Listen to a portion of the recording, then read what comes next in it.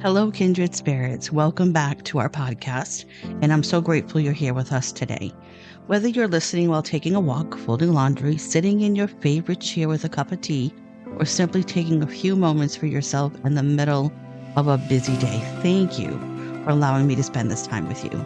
Today, we're continuing our series, Sacred Journey Through the Chakras, Gentle Healing for Your Body, Mind, and Spirit. If you joined me for our root chakra episode, we explored what it means to feel safe, grounded, and supported. Today, we're moving upward to the second chakra, which is the sacral chakra. And I have a feeling that this conversation may resonate with many of us. Because if I'm being honest, life has a way of pulling us into survival mode with responsibilities, stress, health challenges, caregiving, work, financial worries, grief, loss, the constant noise of everyday life. The list is endless. And before we know it, we can become disconnected from something incredibly important: our joy, our creativity, our emotional well being, our ability to simply experience life. So today we're going to explore that together, not as experts, not as teachers and students, just as fellow travelers on this journey called life. Because you know what? We are all experiencing this human experience at the same time. So, have you ever stopped and wondered where your joy went? Not happiness for a moment or two, but that deeper feeling of being alive, the feeling of looking forward to something, of creating something, of feeling inspired, or laughing so hard your stomach hurts, or even allowing yourself to dream. Maybe you've spent so much time taking care of everyone else that you've forgotten how to take care of yourself. Maybe you've become disconnected from your emotions because maybe feeling them became too painful. Or maybe you've been stuck in survival mode for so long that you've forgotten what thriving feels like. If that sounds familiar, you're not alone. Today, we're talking about the sacral chakra, an energy center often associated with emotions, creativity, relationships, passion, pleasure, and our ability to flow with life rather than constantly fighting it. And if you've been feeling stuck, disconnected, emotionally exhausted, creatively blocked, or simply longing for more joy, I hope today's conversation offers a gentle place to begin. So before we begin, I want to offer a gentle reminder that today's conversation is intended for educational and spiritual exploration. The chakra system is a holistic and spiritual framework that many people use as a tool for self awareness and personal growth. It is not intended to diagnose, treat, or replace medical or mental health care. Take what resonates with you and leave what doesn't, and always honor your own intuition and your personal experience. So, what is the sacral chakra? Before anyone starts worrying that we're about to deep dive into a complicated spiritual lecture, I promise we're not. Because honestly, that isn't how I learn. And I suspect many of you don't either. So, let's keep it simple. Whether you are a beginner or proficient in chakra work, let's talk about the chakra system for a moment. The chakras are traditionally viewed as energy centers within the body that are connected not only to our physical selves, but also to our emotions, our mental well being, our sense of connection, and our spiritual lives. And whether you see chakras as deeply spiritual, symbolic, energetic, or simply a mindfulness tool for self awareness, I think there's something very beautiful about slowing down long enough to ask ourselves, what parts of me need support right now? What parts of me feel depleted? What parts of me have been carrying too much for too long? Because each chakra represents a different aspect of our human experience. It affects our safety, our emotions, confidence, our ability to love. It governs our voice, our spiritual connection, our intuition. So the root chakra is the energy center traditionally associated with grounding, emotional safety, stability, security, and our connection to the physical world around us. Whereas the sacral chakra is associated with emotional flow, creativity, pleasure, self worth, and softness. The solar plexus, which we will release next week on Tuesday, is associated with empowerment, confidence, identity, and boundaries. And then on Thursday next week, the heart chakra is traditionally associated with grief, compassion, forgiveness, and love. And then we'll move on to the throat chakra, which is associated with authenticity, expression, being heard, voice. And then the third eye is associated with intuition, inner wisdom, and clarity. And we'll top it off with our crown chakra, which is associated with peace, connection, spirituality, and even surrender. And over the series, I want us to explore these gently together, one chakra at a time, in a way that feels grounded, supportive, emotionally honest, and approachable. Each episode will have a separate, original guided companion mindfulness meditation that continues the journey through the chakras. But today we're going to start talking about the sacral chakra. There's a lot to cover. And when I was writing this, there was so much information that I tend to get lost in the research. So I needed to curate what I wanted to pick and choose for this episode and not make it so long. I was hoping to only make these episodes about 20 minutes long, and I wasn't able to do it justice for that. So they are about 30 minutes long, and that may be a little long for some podcasts, but you will be rewarded with what you will learn from from the episodes, and I really hope you do. So today we're going to talk about the sacral chakra. The sacral chakra is traditionally known as Svadhisthana. It's located in the lower abdomen, just below the navel. And if the root chakra asks, am I safe? The sacral chakra asks, can I feel? Can I create? Can I experience joy? Can I connect? It's often associated with the element of water.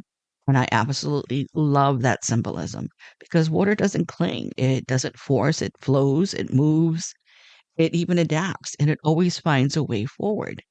And when we are emotionally healthy, that's often what life feels like. Not perfect, not easy, but flowing.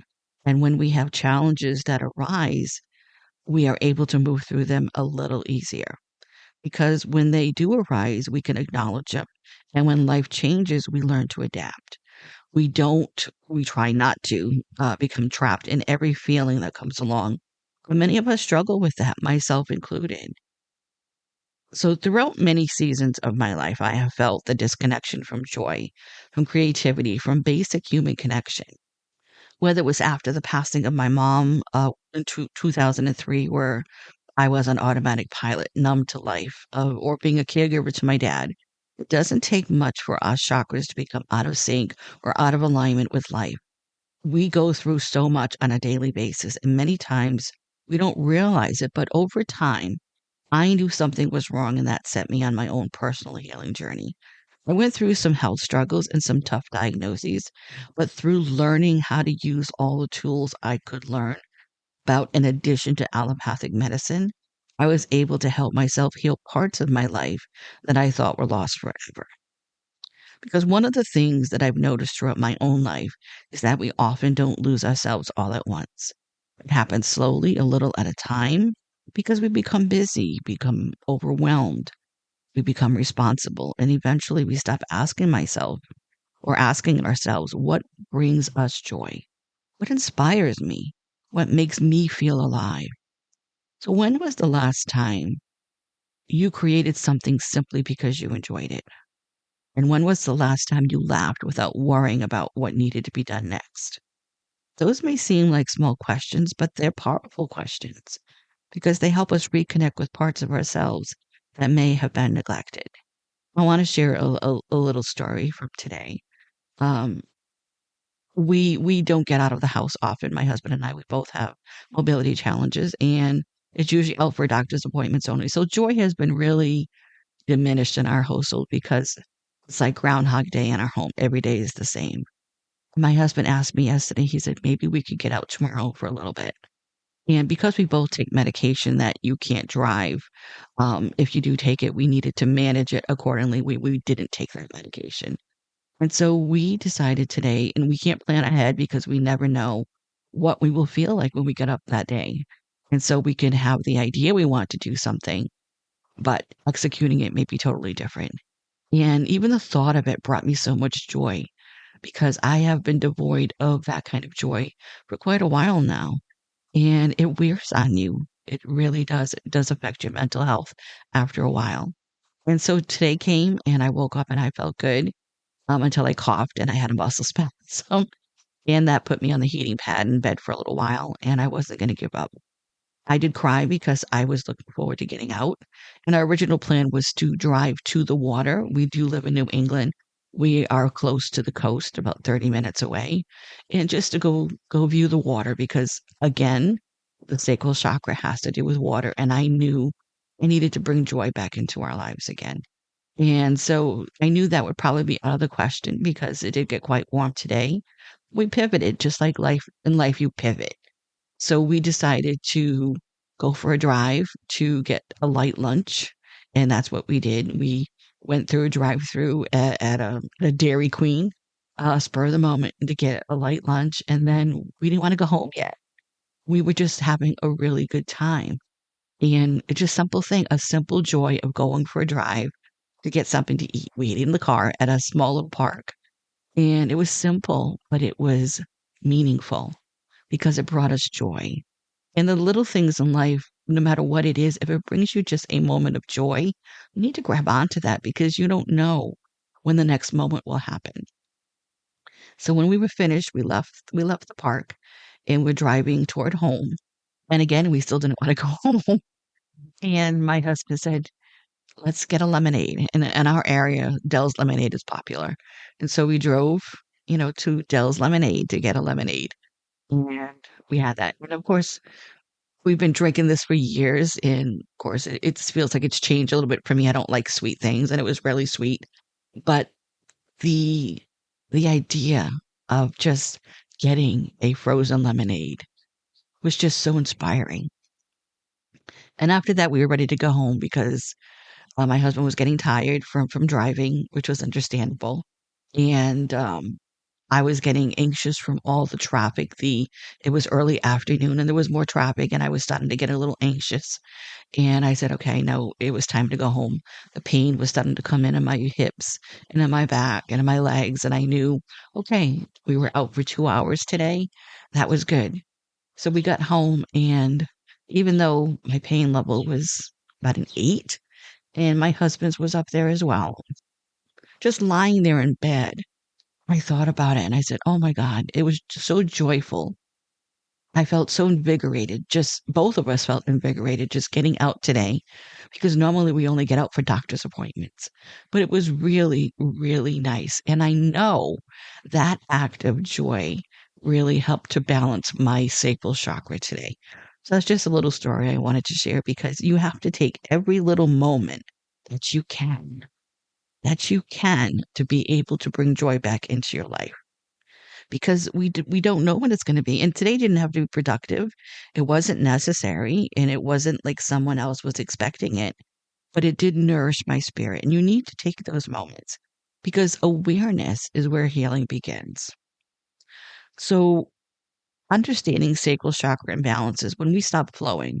One of the reasons I think so many people connect with the sacral chakra is because most of us have experienced what it feels like to become emotionally stuck.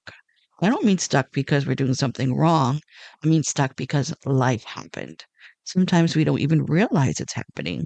We just know that something feels different. We don't feel inspired. We don't laugh as often. We're more irritable. Oh yeah, that's me. More exhausted, more disconnected. Maybe we feel numb, or maybe we feel everything all at once. And interestingly enough, both of those experiences can point us toward the same question, which is what part of me needs some attention right now? And because when we talk about the chakra imbalances, we're not talking about something being broken. We're talking about noticing where we may have become disconnected from ourselves. Let's start with what many people experience after maybe long periods of stress, grief, trauma, caregiving, chronic illness, chronic pain, or simply carrying too much for too long. Sometimes we begin shutting down emotionally, not because we want to, but because our nervous system is trying to protect us. And we talked about that in a couple of episodes. Because we may notice feeling emotionally numb. We may lose interest in things we once enjoyed. Maybe we have creative blocks going on. I know when I feel really out of sorts, I can't write, I can't research, I can't even do a podcast. Can't do anything because my creativity is so blocked. And even the lack of motivation. When you lack joy, it goes hand in hand with motivation. You can have difficulty expressing emotions, feeling disconnected from others, feeling even disconnected from ourselves. And that brings on persistent guilt and feeling like life has become nothing but responsibilities. If you feel like every day is a chore, don't you owe it to yourself to do something about that? And if you are someone who has been living with chronic pain, chronic illness, grief, caregiving responsibilities, emotional overwhelm, please hear me when I say this. You are not failing. You are not failing. Your body and mind may simply be trying to survive. Because many of us learn to shut down our feelings because feeling them seems too overwhelming. It's like a switch, you just shut it off. I'm not going to feel anything because I know this is going to hurt. I'm going to shut it down so I don't have to feel it. We do this with many things in our lives. But eventually, that emotional suppression can leave us feeling disconnected from joy as well. Because unfortunately, when we numb pain, we often numb pleasure as well. So I have a question for you. Have you ever found yourself saying, I just don't feel like myself anymore? I know I say that to myself many times and I say it to my husband. So what do you think that version of yourself misses the most? Is it joy, creativity, connection, rest, playfulness? I know for me personally, the last 9 years have been very challenging. I got sick in 2017 and almost died from sepsis. My whole life changed in just a few hours. I had to leave a teaching job that I loved, and I had to learn how to do things in a body that no longer worked the way it did before. And it was just a routine surgical procedure. Like most people, my job was my identity. And honestly, most of us feel our value is tied to our jobs because we spend so much time working that sometimes it doesn't leave much room for anything else, does it? And I honestly loved my job and I loved what I did. So not being able to do that or do any of the holistic wellness sessions I offered from time to time devastated me. I had brain fog, I had pain, limited mobility. My whole world was turned upside down by a medical error in judgment. I lost a lot of joy, but I was attuned enough to realize that I needed to put myself back into therapy before I went to a dark place where I knew I couldn't come out. So for the last 9 years, I went through a cancer diagnosis and treatment, learned to live in a body that was battered and broken because of my inability to be able to move and function like I once did. And then watched my husband go through a devastating work accident and almost die in the job. With both of us being classified as disabled after working jobs we loved, my husband at his for 30 years and me at mine for 15, it was challenging. And joy wasn't an emotion we experienced often. And honestly, these days we have adapted to life, but there are some days that we have to really look for joyful moments. Just like today, we had an opportunity, we grabbed it. So we have good mindsets and we don't live in the what ifs and the past. At least we try not to. But joy is not something that is guaranteed or always comes easy, especially when you are constantly in survival mode. Now, an overactive sacral chakra, sometimes the opposite can happen. Instead of shutting down emotionally, we can become overwhelmed by emotions. We may find ourselves constantly seeking validation, and that includes people pleasing. We can have difficulty setting boundaries, feeling responsible for everyone's feelings, reacting strongly to every emotional wave, or becoming consumed by drama and emotional chaos. To me, that's check, check, check, check, in check. It's almost overwhelming. It is overwhelming at times because every wave feels enormous, every emotion feels urgent, and every conflict feels overwhelming. And if you're a highly sensitive person, empathic, or someone who deeply feels the emotions of others, this may sound familiar. You may spend so much time managing everyone else's emotions that you lose touch with your own. I think it's important to talk about people pleasing here for a moment, because myself included, many of us were taught that being a good person meant putting ourselves last. Does this sound familiar? It's about being agreeable, keeping the peace, avoiding conflict, making sure everyone else was comfortable. But eventually we begin abandoning ourselves. And when we consistently ignore our own needs, our own feelings, and our own desires, it's difficult to remain connected to joy. Because you know what? Joy requires authenticity, and authenticity requires honesty. not just with other people, but with ourselves. So, what would change in your life if you trusted your feelings more? Not acted on every feeling, not let every emotion drive the car, but simply honored what you're experiencing without immediately judging it. That's something worth sitting with, isn't it? One of the greatest misconceptions many of us learn is that some emotions are good and some emotions are bad. But you know what? Emotions are information.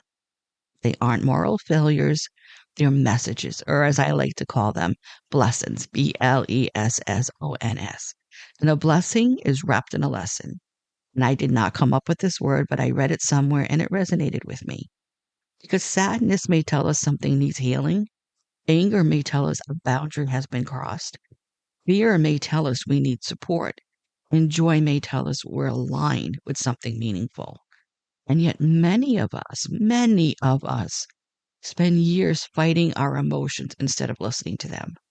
So imagine if every emotion was simply a visitor arriving at your door. Not every visitor gets to move in, but every visitor has something to teach us. Because the goal isn't to suppress our feelings. The goal isn't to become overwhelmed by them either. The goal is to learn how to sit beside them with curiosity. And this is where mindfulness comes in. When people hear the word creativity, they often think, I'm not creative. I hear that all the time. I tell myself this all the time. I come from a family where my aunts, my mom, cousins are all very creative, very artistic. I don't have any of those genes. I don't have the craft gene. I don't have that creativity as much as I have tried over the years. It just makes me anxious and it stresses me out.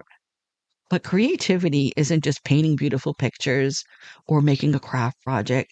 To me, my creativity is in writing. And that's where I excel in writing poetry, short stories, writing my podcast, writing a blog. Writing is my creativity. And I had to stop comparing my joy to other people's joy. It's not a contest because creativity is how we express ourselves. It's often how we solve problems. It's how we decorate our homes, plant a garden, cook a meal, tell a story, take a photo. It's how we sing in the car or even create a podcast. Because creativity is simply life expressing itself through you. And many adults lose touch with creativity because we've been taught that everything has to be productive, has to be useful, profitable, efficient. But children don't create because it's productive. They create because it feels good. Maybe part of healing our sacral chakra is remembering that we're allowed to create simply because it brings us joy. So I want to ask you, what did you love doing as a child? Did you enjoy drawing, writing, building things, singing, dancing, exploring nature, collecting treasures, telling stories? Think about what you enjoyed doing as a child and maybe revisit some of those things to bring joy back into your life again. And when was the last time you gave yourself permission to do something fun, something joyful, not because you're good at it, but because you enjoyed it? And there's a difference thing. You can be really crappy at something, but it brings you a lot of joy. Do it. For me as a kid, writing was my salvation. I would write poetry, short stories. You could give me a topic, and I would write something immediately. It would come to mind very quickly. And one of the things I love most about holistic and spiritual practices is that they remind us that healing doesn't always have to be complicated. Sometimes we think healing has to involve some grand transformation, a complete reinvention of ourselves, perfect morning routine, $1,000 retreat, or maybe it's some magical moment where everything suddenly makes sense.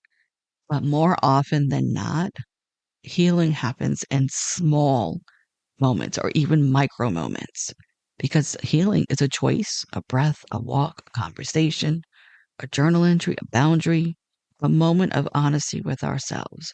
And when it comes to supporting the sacral chakra, many of the practices are really surprisingly simple. So when we talk about one of the things about your chakra is movement, is letting your body remember how to flow.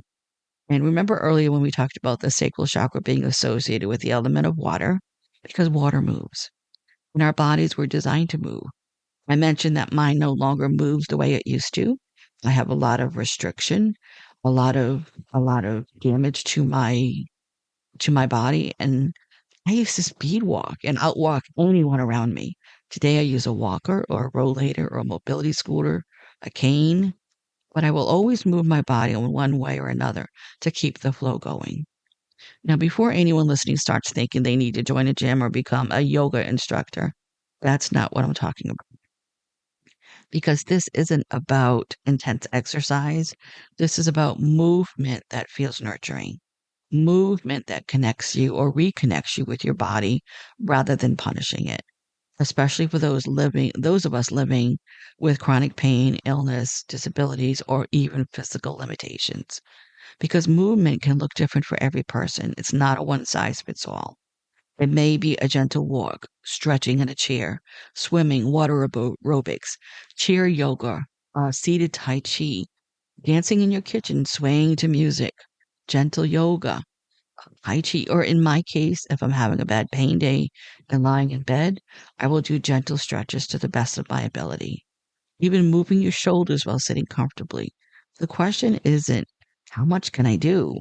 The question is, how can I honor my body today? So, what kind of movement feels supportive to you? Not what you think you should do, not what someone on social media says you should do. What actually feels good for your body? And I want to talk about joy for a moment because I think many adults have forgotten that joy is not something we earn. Somewhere along the way, many of us has learned that joy must come after the work is done, after the house is clean, after the bills are paid, after everyone else's needs are met, after we achieve something, after we become more productive. But what if joy isn't a reward? What if joy is nourishment? What if joy is actually part of how we heal? What if laughter, creativity, beauty, music, and even play are not distractions from healing, but pathways toward it? That's a different perspective, isn't it? I know as a kid growing up, I grew up in the 70s, we couldn't have any fun. We couldn't play with our toys. We couldn't play with our friends. We couldn't do anything unless our chores were done and our homework was done. There was no joy to be had until everything was accomplished. And we carry that into adulthood, don't we? So it's time to, if you're still having that mindset, maybe it's time to turn that, I'm going to date myself here, that record to the other side and see if something different can be played to change that thinking. And because the sacral chakra is associated with water, many people find comfort in connecting with water intentionally. And honestly, I think most of us instinctively understand this. Because think about how often people say, I need a walk by the ocean. I just want to sit by the lake. I feel better after a warm bath. There is something deeply calming about water, something that reminds us to soften, to release, to flow. You don't have to live near the ocean to experience that connection because you might take a mindful shower, listen to rainfall sounds, enjoy a warm bath, sit beside a river, drink water with intention, or simply pause and notice how water moves through your daily life. For me, being by the ocean is my go to for feeling joy. Just digging my toes into the sand, listening, or watching the waves ebb and flow is so therapeutic for me. I don't go into the water except for up to my ankles, but I do love everything associated with the ocean. And I'm fortunate that we live in New England and we are close to the coast. And we used to take weekend trips to the Cape in May and October for many, many, many years. We even had our honeymoon on the Cape. We prefer going off season because that place brings me so much joy and it heals my body, mind, and spirit the moment I step foot on a special beach in South Yarmouth. And where we stay, we're right on the ocean. You open the door, water's right there. And when there is a full moon, oh my goodness, when there is a full moon, there is no stopping the joy we feel. I wish I could just bottle it and take it home with me. And after just a few hours there, I can feel my chakras healing and aligning and becoming balanced again. Just by the simple pleasure of sight, sound, smell, and even connection. I journal and all is right in my life. But since our health challenges, we don't get there like we used to. My husband cannot drive usually for more than 20 minutes or so at a time, and I hardly drive anymore. And last year, when my daughter and her family visited from Texas, we took an overnight trip to the Cape. It was the one thing I wanted to do while they were here because we couldn't drive and we needed some. to drive us. And even though my son and daughter-in-law had offered before, the timing was never right, but the timing was right. And it was during the full strawberry moon, and it was magical. It had been 5 years since we had been, and even though it was just one night, I wanted to stay up. I wanted to stay up as late as I could and keep looking at that moon because it recharged me and my husband for months. And we all need to find that kind of joy and connection in our lives. It could be as simple as looking up at the moon because, yeah, the moon makes me cry. I don't know why. It just makes me cry. The color most commonly associated with the sacral chakra is orange. And while color certainly isn't magic, color can influence how we feel because orange is associated with warmth, creativity, optimism, energy, vitality, and even joy.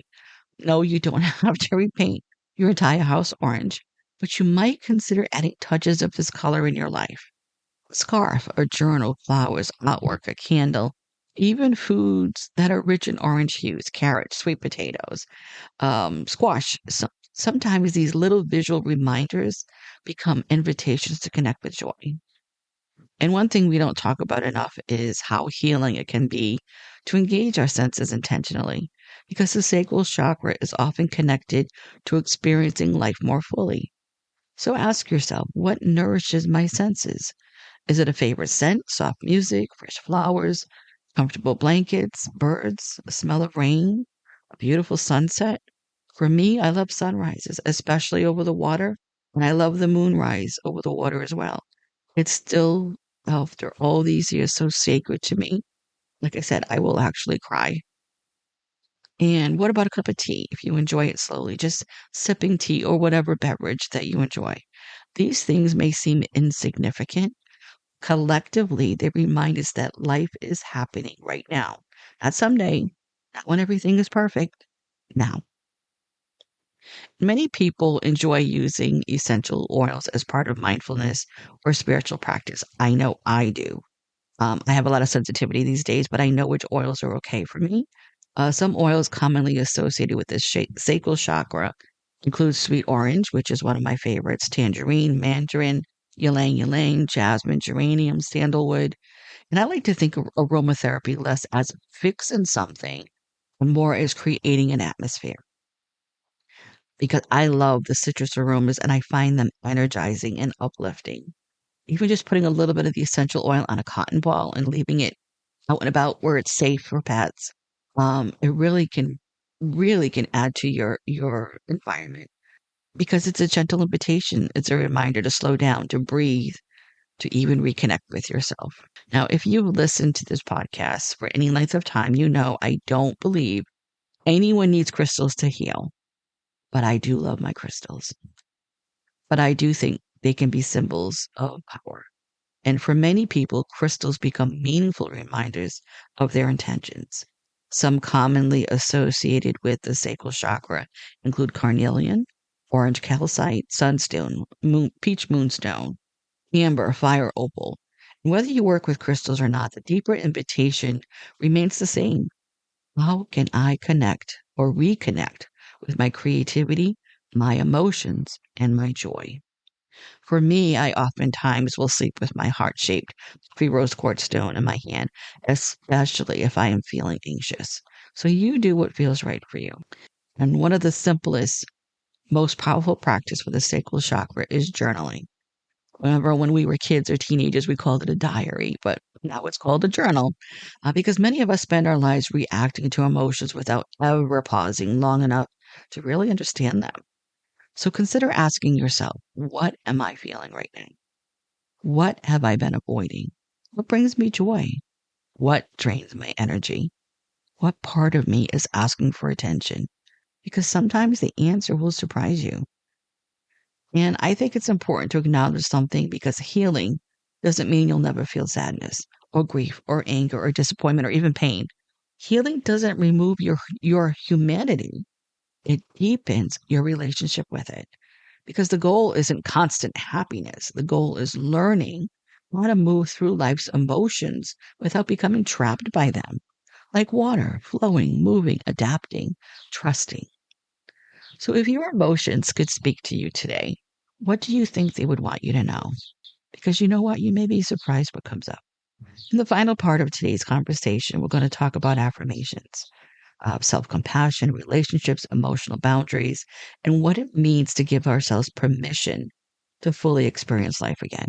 Because perhaps that's what the chakra is really inviting us to do. Not become someone new, but reconnect with parts of ourselves maybe we've forgotten. As we begin to bring today's conversation full circle, I want to talk about something that feels incredibly important: permission. Because so many of us are waiting for permission: permission to rest, permission to say no, permission to create, permission to change, permission to grieve, permission to heal, and even, yes, permission to feel joy again. And perhaps one of the greatest gifts we can give ourselves is realizing that we don't have to wait for someone else to grant permission. We don't need the permission fairy. We can just do it ourselves, right here, right now.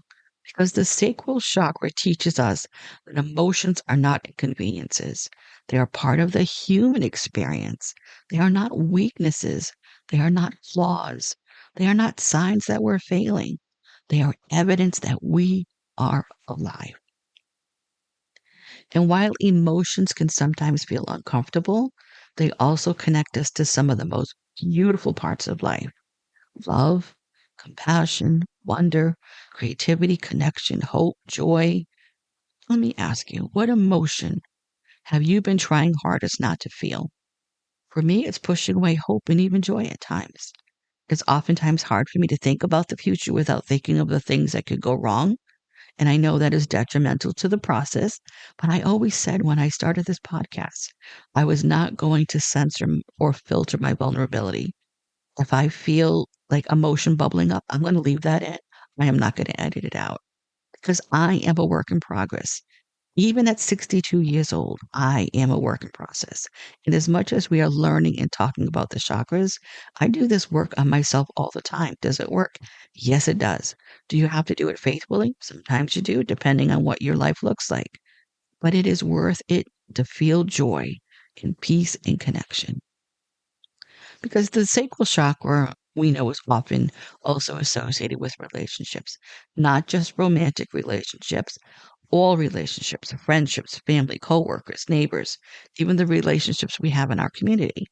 And perhaps most importantly, the relationship we have with ourselves. Because here's something I've learned over the years: the way we treat ourselves often becomes the blueprint for how others treat us. Let me say that again. The way we treat ourselves often becomes the blueprint for how others treat us.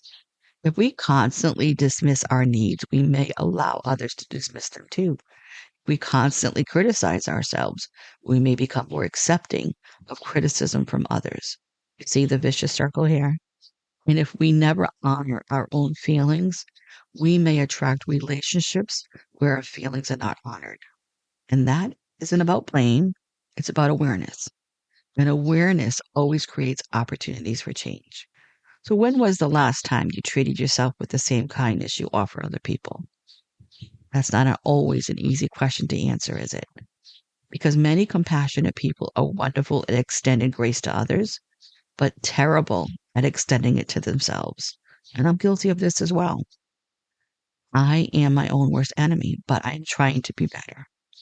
So, can you relate? I know I can. And sometimes people think spiritual growth means becoming more disciplined, more enlightened, more productive. Perfect. But what if spiritual growth also means becoming more compassionate toward ourselves? What if healing isn't about becoming someone else? What if healing is about returning to who we've always been beneath the expectations, the responsibilities, the wounds, and the fears? That's a very different journey. And in many ways, I also think it's a much gentler one. I thought it might be nice for us to share a few affirmations that you can return to throughout your week or throughout time whenever you listen to this. And remember, affirmations aren't about pretending everything is perfect. There's no toxic positivity here. They're simply reminders of what we're choosing to cultivate. You might repeat, I honor my emotions with compassion. I deserve joy and peace. I am allowed to express myself authentically. Creativity flows naturally through me. I trust my inner wisdom. I release guilt and embrace self-compassion. I welcome healthy and supportive relationships into my life. I am worthy of pleasure, joy, and fulfillment. I allow myself to experience life fully. And perhaps the affirmation I think many of us need most: I do not need to earn my worth. And I repeat that again. I do not need to earn my worth. Take a moment and let that one settle in, because your worth was never, ever something that you had to earn. Before we wrap up today's episode, I'd love to leave you with a few questions to reflect upon this week. You may want to journal about them. You may want to think about them during a walk, or perhaps simply carry them with you. What brings you genuine joy? Where in your life are you resisting flow? What emotions are you avoiding? What creative expressions are calling to you? And how can you nurture yourself more compassionately this week? And perhaps more importantly, what would it look like to fully embrace being myself? If today's conversation resonated with you, I want to gently encourage you to listen to the companion guided meditation that accompanies this episode, because sometimes understanding a concept is the first step, but giving ourselves space to experience it, where deeper transformation can often begin. The meditation was created to help you reconnect with your emotions, your creativity, intuition, joy, and sense of flow. So if you're feeling called to go a little deeper, I hope you'll join me there. There are also journal prompts at the end of the episode description, and I'd love to hear from you. I'd love to hear your thoughts. Please reach out to me. Did something in today's conversation resonate with you? Have you noticed signs of being disconnected from your joy, creativity, or emotional well-being? What practices help you reconnect with yourself? You can reach me at healingourkindredspirits@gmail.com. And you can also connect with me through our social media pages and the Healing Our Kindred Spirits community page. So one of my favorite parts of creating this podcast is hearing your stories, your insights, and even your experiences. And I am grateful for the experience, because healing is really meant to happen in isolation, because we're walking this path together. And as we continue this sacred journey through the chakras, I hope you remember that healing isn't about becoming perfect. It isn't about fixing every flaw. It isn't about reaching some spiritual finish line. It's about coming home to yourself again and again. It's about honoring your emotions, making room for joy, allowing creativity to flow, setting healthy boundaries, and giving yourself grace. And remember that your humanity is not something to overcome, it's something to embrace. Because some seasons of life will feel calm and flowing, and others may feel turbulent. But just like water, you are more adaptable than you realize, more resilient than you'll ever know, and stronger than you ever give yourself credit for. May you give yourself permission to feel without judgment. May you honor your emotions with kindness and curiosity. And may you discover or rediscover the simple joys that nourish your spirit. And may creativity find its way back to you in unexpected and beautiful ways. May you release guilt, embrace self-compassion, and trust the wisdom within your own heart. And may you remember that healing is not a destination, but a lifelong relationship with yourself. May you move through life with grace of water, flowing, adapting, trusting, and growing. And until next time, my friends, take gentle care of yourselves and each other. And always, always remember, you are never too much, and you are always, always enough. Thank you.